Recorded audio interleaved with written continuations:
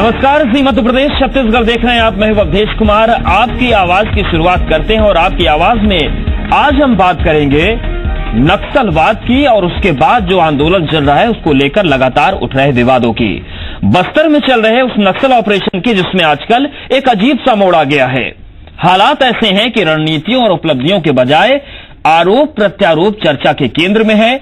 उसी फहरिस्त में कभी नाम एसआरपी कल्लूरी का सामने आता है तो अब अग्नि ग्रुप के भंग होने की तस्वीर सामने आ गई। सवाल यह है कि आखिर बस्तर में हो क्या रहा है और नक्सल ऑपरेशन के दौरान एक के बाद एक जो घटनाक्रम हो रहे हैं, क्या इसका नक्सल ऑपरेशन पर असर पड़ेगा? और सवाल यह भी है कि इन परिस्थितियों के बीच क्या छत्तीसगढ़ लाल आतंक से जीत पाएगा? इन तमाम सवालों के जवाब जानने की कोशिश करेंगे, लेकिन उससे पहले एक रिपोर्ट देखिए। हमारी ये रिपोर्ट विश्वसनीयता के हर पैमाने पर बिल्कुल खरी है।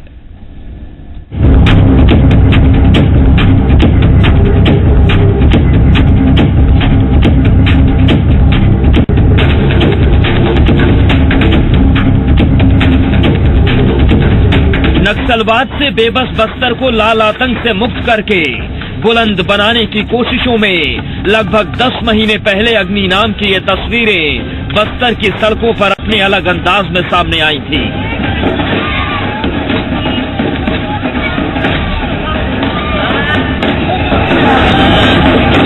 नक्सलवाद के खिलाफ बड़े जन आंदोलन की ये तस्वीरें पूरे देश में चर्चा का मुद्दा बनी।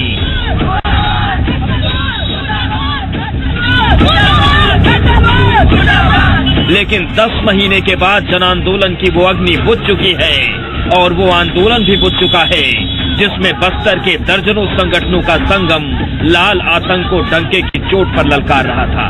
Action group for national integrity यानी अग्नि का गठन दंडका रण में नक्सलियों के खिलाफ निशस्त्र आंदोलन चलाने के लिए हुआ। अग्नि ही वो संस्था रही जिसके बैनर तले पहली बार भारी जनसमूह नक्सलियों के खिलाफ सड़कों और सभाओं में उमड़ता देखा गया और लगभग 10 महीने के दौर में अग्नि ग्रुप ने कई उल्लेखनीय आंदोलन छेड़े। माना जाता है कि बस्तर में नक्सलियों के खिलाफ छिड़ी आर पार की लड़ाई के दौरान तत्कालीन बस्तर आईजी एसआरपी कल्लूरी के मार्गदर्शन में ही अग्नि ग्रुप नक्सलियों के खिलाफ जन आंदोलन चलाना शुरू किया था, लेकिन एसआरपी कल्लूरी के बस्तर से हटने के बाद इस ग्रुप को भंग कर दिया गया।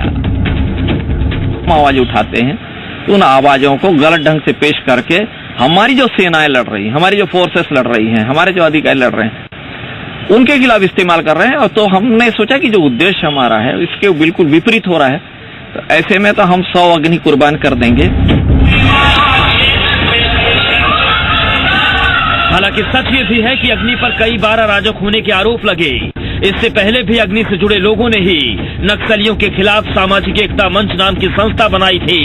इस संस्था पर भी कई बार गुंडागर्दी और नियमों को तोड़ने के आरोप लगे थे, जिसे बाद में भंग कर दिया गया था। अब सवाल उठने लगे हैं कि अग्नि के भंग होने के पीछे की असल वजह क्या है और इसके परिणाम क्या होंगे। इन सवालों पर सियासी पक्ष और विपक्ष के जवाब की राह एक जैसी ही नजर आ रही है। नक्सलियों से निपटने की शासन की जो नीति पहले से चल रही है, किसी के आने जाने से उस पर कोई प्रभाव नहीं होने वाला है।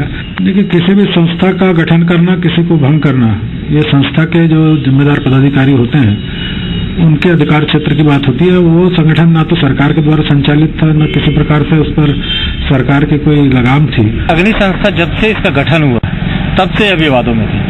लगातार ऐसा लग रहा था कि कल्लूरी जो बस्तर में अपनी अलोकतांत्रिक गतिविधियां चला रहे थे, इस संस्था के माध्यम से उसका एक लोकतांत्रिक स्वरूप देने की कोशिश की जाती थी। जब भी कल्लूरी के ऊपर किसी भी प्रकार का तानाशाही का आरोप लगता था, तब इस संस्था के लोग सामने आके कल्लूरी का बचाव करते थे। सियासी जवाब सुविधानुसार सामने आ सकते हैं। नियमों की लाइन पर किसी संगठन की व्याख्या अलग तथ्यों पर हो सकती है, लेकिन यहाँ पर सबसे अहम सवाल ये उठता है कि नक्सलवाद को चुनौती देने वाले आंदोलन की अग्नि बुझने की असल वजह क्या है। सवाल ये भी है कि नक्सल ऑपरेशन को लेकर तेज हुए आरोप प्रत्यारोप और उहापोह के दौर के बीच छत्तीसगढ़ का लाल आतंक से जीत पाएगा और संशय की इन परिस्थितियों से गुजरते हुए इस लड़ाई की मियाद क्या होगी। अविनाश प्रसाद, जी मीडिया, जगदलपुर। तो नक्सलवाद के खिलाफ लड़ाई में एक नया मोड़ सामने आया और अग्नि को लेकर चर्चा इसलिए अहम हो जाती है क्योंकि अग्नि संस्था बनी, अग्नि ग्रुप जब बना तो कई ऐसे तस्वीरें इस मंच के जरिए सामने आए जिस पर पूरे देश की नजर पड़ी। ऐसे में सवाल उठता है कि क्या इस तरीके के ग्रुप बनते हैं या भंग होते हैं, तो उनका क्या इस लड़ाई में कोई फर्क पड़ता है। कुछ खास मेहमान हैं, उनका हम रुख करेंगे। सच्चिदानंद उपासने साहब हमारे साथ जुड़ रहे हैं, प्रवक्ता बीजेपी, ज्ञानेश शर्मा अध्यक्ष कांग्रेस मीडिया सेल, और धर्मराज महापात्र नक्सल मामलों के जानकार हैं।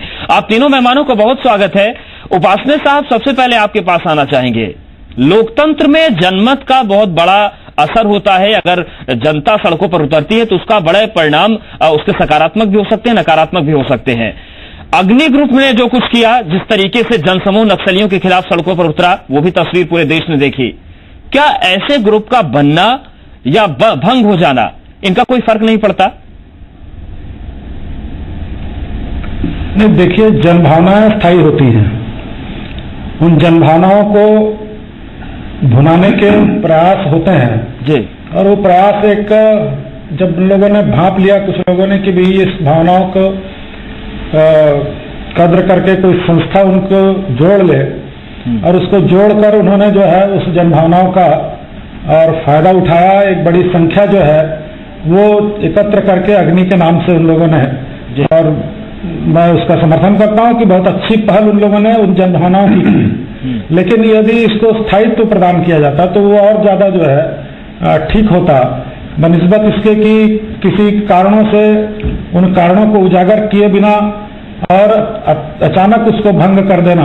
भंग करने से उसके पदाधिकारी तो उस पर चले जाएंगे, लेकिन जनता की भावनाएं जो है, जो बनी हुई है, चाहे बच्चे नक्सलवाद के खिलाफ जो नारे लगा रहे हैं, उनके मन में जो भाव है वो भाव स्थायी भाव है। जो वहां पर महिलाएं नृत्य गान करते हुए नक्सलियों के खिलाफ नारे लगा रही, वो भाव स्थिर भाव है। इसलिए उस भाव को तो नहीं बदला जा सकता। कोई संस्थाएं तो आती हैं जाती हैं, लेकिन जनता जो है वो स्थायी है। और मैं मानता नहीं कि कोई किसी संस्था के बनने से या भंग होने से कोई नक्सलवादी मूवमेंट या नक्सलवादी आंदोलन जो शासन की एक कार्य योजना के अंतर्गत लगातार उस दिशा में पहल चल रही है, उस पर कोई परिणाम होगा, उस पर कोई दुष्परिणाम होगा। ये तो निरंतर चलने वाला काम है। जिस काम को प्रशासनिक व्यवस्था के अंतर्गत केंद्र और राज्य सरकार जिस प्रकार से कर रही है, उसके सुखद परिणाम आ रहे हैं। और उन्हीं परिणामों का ये परिणाम है कि ये जो सड़कों पर जनता दिखाई दी, वो जनता उसी के कारण से दिखाई दी कि भय उनका दूर हो गया कि नक्सलवाद के खिलाफ यदि हम सड़क पर नारे लगाते हैं। सवाल यही है कि जनता का भय दूर हो गया, ये बहुत सकारात्मक चीज है, लेकिन उस भय को दूर करने का, उसको प्रदर्शन करने का अगर मंच खत्म होने लगे तो क्या इस पर चिंता नहीं होनी चाहिए? ज्ञानेश शर्मा जी, क्या अग्नि ग्रुप का भंग होना किसी चिंता की बात है या आप भी सामान्य प्रक्रिया मानते हैं इसको? देखिए, मुझे अग्नि संस्था के पृष्ठभूमि के बारे में मैं आपको बताना चाहूंगा जी कि ये जो अग्नि संस्था है वो कुल मिलाकर के आरएसएस की एक बनाई गई संस्था थी। भारतीय जनता पार्टी ने 2013 में जिस ढंग से बस्तर में उनको मुंह की खानी पड़ी थी जी, जिसके चलते उन्होंने जब सत्ता में आई तो उन्हें कई प्रकार के हथकंडे अपनाकर बहुत प्रयास किए कि आदिवासी समाज को किसी भी तरीके उनके पास लाया जाए। जब वो सारे प्रयास में असफल हुए, पूरा आदिवासी समाज भारतीय जनता पार्टी से बहुत दूर चला गया, रमन सिंह सरकार से बहुत दूर चला गया।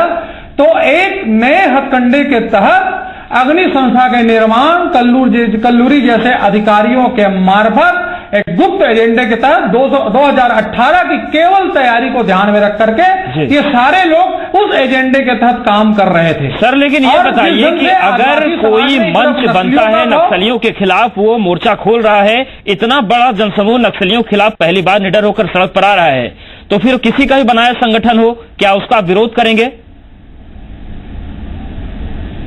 नहीं, मैं विरोध नहीं कर रहा हूं। मैं तो यहां आपको ये बता रहा हूं, जनता को वास्तविकता को समझने में कुछ समय लगती है। वैसे भी जब कोई आरएसएस कोई कार्यक्रम बनाता है, कोई प्रोग्राम बनाता है, तो उसके अंदर छिपी एजेंडे को समझने में आम जनताओं को, लोगों को थोड़ी सी देर लगती है। बहुत देर के बाद ये बातें समझ में आती है। जब जिस प्रकार से कल्लूरी जी के मार्फत रमन सरकार जी ने पुलिस बर्बरता के माध्यम से आदिवासियों के अंदर में खौफ बैठाने का प्रयास किया और 2018 की तैयारी के लिए इन्होंने कल्लूरी और अग्नि को जिस प्रकार से इन्होंने उनके कंधे पे रख करके ये अपने एजेंडे की तैयारी कर रहे थे, मुझे ऐसा लगता है कि जब विपक्षियों के दबाव और आदिवासियों पर बढ़ते अत्याचार के खिलाफ सामाजिक संगठन जितने भी पत्रकार और वगैरह जो लोग जब सामने आने लग गए और जब सुप्रीम कोर्ट, मानवाधिकार आयोग, हाई कोर्ट, सीबीआई ने हमारे इस विरोध की पुष्टि की, तब कहीं जाकर के इनकी कलाई खुली, वास्तविकता से लोगों को ज्ञान हुआ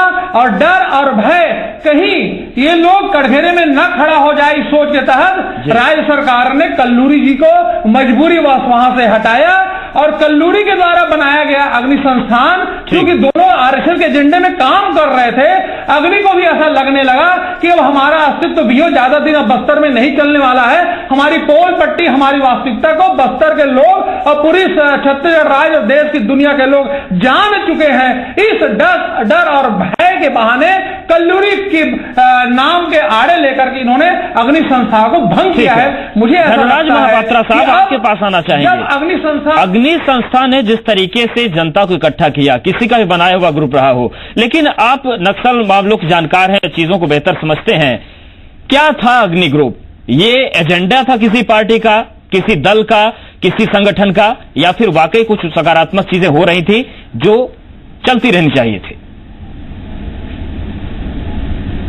देखिए, पहली बात तो मैं थोड़ा सा आपको स्पष्ट करना चाहूंगा कि मैं कोई केवल नक्सल मामलों का जानकार नहीं, खुद मैं मार्क्सवादी कम्युनिस्ट पार्टी का कार्यकर्ता हूं और बस्तर के अंदर ये जो माओवादी हिंसा और साथ ही साथ उसके लड़ने के नाम पर जो राज्य प्रायोजित हिंसा चल रही है उसके खिलाफ जो संघर्ष है, उस संघर्ष का मैं भी एक कार्यकर्ता हूं। ये जो बात हो रही है, ये तो साफ हो रहा है कि मिस्टर कल्लूरी जो है ये अग्नि के जनक वही थे। ये जो सामाजिक चेतना मंच बना, इस सामाजिक चेतना मंच के जनक वही थे। कौन है आप जो कह रहे हैं ना कि जनता जो है माओवादियों के खिलाफ जो है जनता के द्वारा निर्मित मंच, जनता का जो प्रतिरोध है दो तरीके से होता है, एक जनता का स्वतःस्फूर्त प्रतिरोध और एक जनता के प्रतिरोध के रूप में स्पॉन्सर्ड जो प्रतिरोध दिखाने की कोशिश होती है ना। ये स्कूली बच्चों को अगर आप सरकार निर्देश देगी कि सड़क पे उतरो और छुट्टी कराओ और शिक्षकों के साथ लेके जाओ और उन बच्चों की रैलियों और जुलूस को जो है आप जन सैलाब की संज्ञा दे देंगे, मुझे लगता है वो हकीकत से थोड़ा भिन्न होगा। असली बात यह है कल्लूरी जी ने वहां जितने लुम्पन एलिमेंट्स हैं, जो गैर आदिवासी हैं, जो आदिवासियों के शोषक हैं, जो आदिवासियों की उस शोषण को कायम रखना चाहते हैं, ऐसे तमाम किस्म के जो अराजक लोग हैं, असामाजिक तत्व हैं, गुंडे हैं, एंटी सोशल एलिमेंट्स हैं, उनका जमावड़ा पैदा किया सामाजिक चेतना मंच के नाम से, अग्नि जैसी संस्थाओं के नाम से। क्या कर रहे थे लोग? ये माओवादियों से लड़ रहे थे। जो भी बस्तर के अंदर आदिवासियों के जल जंगल जमीन के हक और अधिकार के खिलाफ आवाज उठा रहा था, चाहे वो सामाजिक कार्यकर्ता हो, पत्रकार हो, गैर सरकारी संगठन से जुड़े हुए लोग हो, राजनीतिक कार्यकर्ता हो, उन सारे लोगों को निशाना बनाना ये इनके मंचों का काम था। माओवादियों से लड़ना नहीं था। हकीकत तो ये है, हम समझते हैं ये सरकार माओवादी हिंसा के खिलाफ लड़ना ही नहीं चाहती। ठीक है, सरकार लड़ना नहीं चाहती और आपके मुताबिक जो अग्नि ग्रुप था उसमें सारे बदमाश किस्म के लोग थे, सारे गुंडे किस्म के लोग थे। लेकिन सवाल उठता है कि तीन अहम दलों के लोग हमारे साथ इस चर्चा में बैठे हैं, तो इन तीन अहम दलों के लोगों ने क्या किया बस्तर को लाल आतंक से मुक्त कराने के लिए? क्या आप लोग कोई कोशिश कर पाए कि जनता को उतारें आप सड़कों पर इनके खिलाफ? इस सवाल का जवाब भी लेंगे। यहां पर वक्त एक छोटे से ब्रेक का है, फौरन हाजिर होते हैं।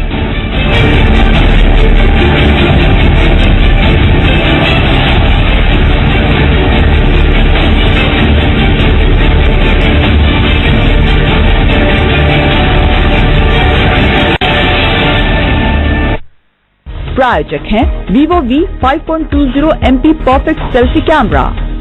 भारत है हमारा, हम है सहारा। आत्मविश्वास की नई ताकत, सहारा इंडिया लाइफ इंश्योरेंस के साथ।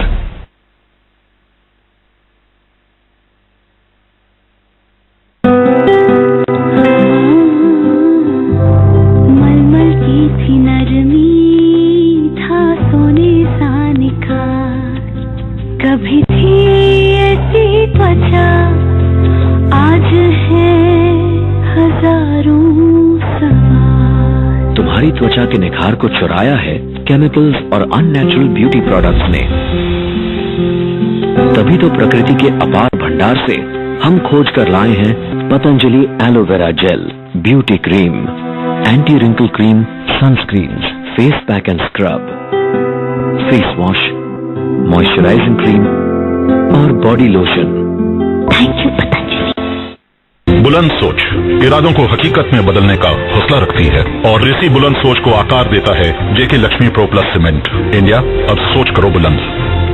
आजकल बड़ी कंपनियां भ्रामक प्रचार एवं महंगे प्रचार से अपनी वस्तुएं महंगी बेच देती है। तनमन डिटर्जेंट पाउडर एवं केक में है अच्छे केमिकल्स का संतुलित मिश्रण जो आपके कपड़ों को लंबी उम्र के साथ बेहतरीन चमक भी दे। इस्तेमाल करके देखिए तनमन डिटर्जेंट केक, तनमन डिटर्जेंट पाउडर।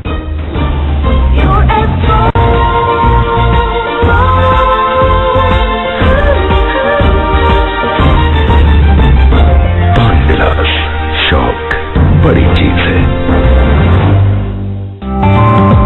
नया रायपुर को स्मार्ट सिटी चैलेंज जिताने के लिए 19 फरवरी दौड़ रहा है रायपुर। दौड़ रहे हैं 25,000 लोग। NRDA के साथ नया रायपुर को स्मार्ट सिटी चैलेंज का खिताब दिलाने के लिए खेल एवं युवा कल्याण विभाग छत्तीसगढ़ शासन इस 19 फरवरी को नया रायपुर में आयोजित कर रहे हैं हाफ मैराथन 2017, जहाँ पे 10 साल के बच्चों से लेकर बुजुर्ग सब दौड़ेंगे। साथ ही इसमें शामिल होंगे 3 लाख के प्रथम पुरस्कार से लेकर कुल 30 लाख तक के पुरस्कार। तो आइए इस 19 फरवरी सुबह 6:30 बजे हाफ मैराथन से जुड़िए और नया रायपुर को स्मार्ट सिटी चैलेंज जिताने की ओर अपना कदम बढ़ाइए। हाफ मैराथन 2017 रजिस्ट्रेशन के लिए गूगल प्ले स्टोर से रायपुर हाफ मैराथन का ऐप डाउनलोड करें या वेबसाइट पर लॉग ऑन करना और कार्यालय जाना ना भूलें। खेलो इंडिया, स्वच्छ भारत, बेटी बचाओ, बेटी पढ़ाओ, बेटी खिलाओ। छत्तीसगढ़ जनसंपर्क विभाग द्वारा जनहित में जारी।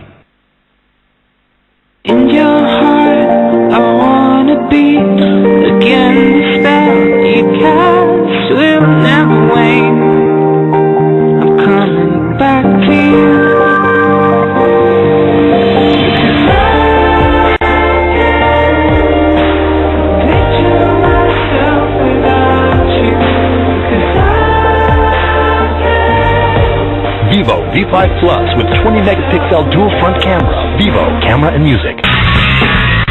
Faster packaged drinking water. It's damn cold. Sadgar Beverages, Amleshwar, Raipur.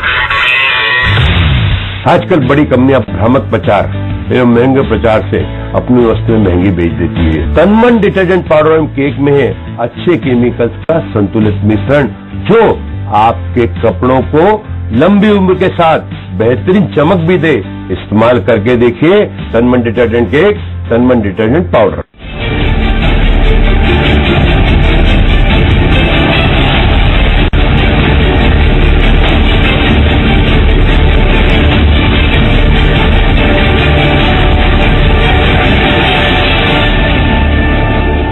तो चर्चा में एक बार फिर से आपका स्वागत है। लगातार सवाल हम यही उठा रहे हैं कि ठीक है, कल्लूरी साहब को विदा किया गया बस्तर से, अग्नि आंदोलन था वो भी बुझ गया, लेकिन अब आगे की राह कहां जाती है और किस तरीके से लाल आतंक से मुक्ति मिलेगी। एक बार फिर से मेहमानों का रुख करते हैं। ज्ञानेश शर्मा जी, आपके पास आना चाहेंगे। कल्लूरी साहब को आप लोग हटाने की बात कह रहे थे, हटा दिया गया। अग्नि को आप लोग अराजक बता रहे हैं, वो भी भंग हो गई। अब इसके बाद छत्तीसगढ़ किस तरीके से लाल आतंक से जीतेगा? कुछ राह आपको दिख रही है कि सकारात्मक होंगी चीजें बहुत जल्दी?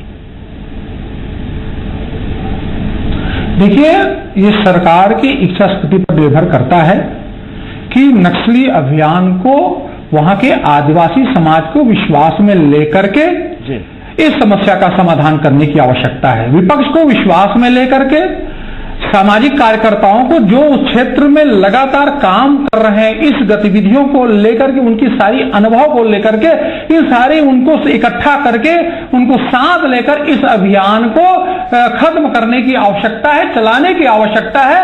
और जहां तक कांग्रेस की बात है तो कांग्रेस कभी भी नक्सली अभियान के खिलाफ में नहीं रही है, क्योंकि इस नक्सली अभियान में हमारी पार्टी ने अपने कितने बड़े बड़े दिग्गजों को खोया है। नक्सलियों के खिलाफ कांग्रेस पार्टी शुरू से ही लड़ती आ रही है और इसके खिलाफ लड़ने वाले हर ईमानदारी की लड़ाई में कांग्रेस पार्टी है उसको सहयोग प्रदान करेगी। किसी भी प्रकार की कोई इसमें राजनीतिक कमजोरी या उसमें खामियां या किसी प्रकार के लाभ हानि के को बलाए ताक में रख करके हम कांग्रेसी इस नक्सली अभियान में अगर कोई सरकार ईमानदारी से काम करने का प्रयास करेगी, आदिवासियों के हितों को ध्यान में रख करके यदि नक्सली अभियान चलाएंगे तो निश्चित रूप से कांग्रेस सरकार के साथ देने में नहीं चाहिए। लेकिन यदि आप नक्सली अभियान के नाम पर अपने छिपे हुए राजनीतिक एजेंडों को पूरा करने का प्रयास करेंगे, किसी प्रकार के ऐसी संस्थाओं के माध्यम से या किसी प्रकार ऐसे व्यक्ति के माध्यम से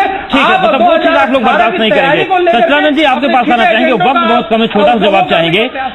जिस तरीके से पूरी परिस्थिति बनी इस वक्त बस्तर में, कल्लूरी साहब को हटाया गया, लेकिन अग्नि संस्था का कहना है कि ये गलत फैसला है, तो क्या यहाँ पर आप भरोसा दिला सकते हैं कि जैसा कल्लूरी साहब कहते थे कि अगला जो लोकसभा चुनाव होगा नक्सल मुक्त होगा, ये अभियान चलता रहेगा, वो तस्वीर बदलेगी, क्या जमीन पर वो चीज दिखेगी? निश्चित रूप से माननीय मुख्यमंत्री जी ने हमेशा कहा है कि नक्सलवाद इस प्रदेश से समाप्त होगा जी, और जल्दी समाप्त होगा। व्यक्तियों के प्रशासनिक अधिकारियों के आने जाने से नहीं, रणनीति उसकी कैसी है जी, इस बात पर प्रश्न चिन्ह खड़ा करना ये भी एक प्रकार से नक्सलियों को प्रोत्साहित करने वाली बात है। ठीक है, मतलब व्यक्ति विशेष पर सवाल न खड़े हो, सामूहिक सदाशयता आएगी तो उसके बाद तस्वीर बदलेगी, लेकिन उम्मीद और इंतजार इसी बात का है कि ये तस्वीर जल्द से जल्द बदले, क्योंकि सियासत तो बहुत ज्यादा दिख रही है लेकिन परिणाम का इंतजार सभी को है। आपकी आवाज में फिलहाल इतना है।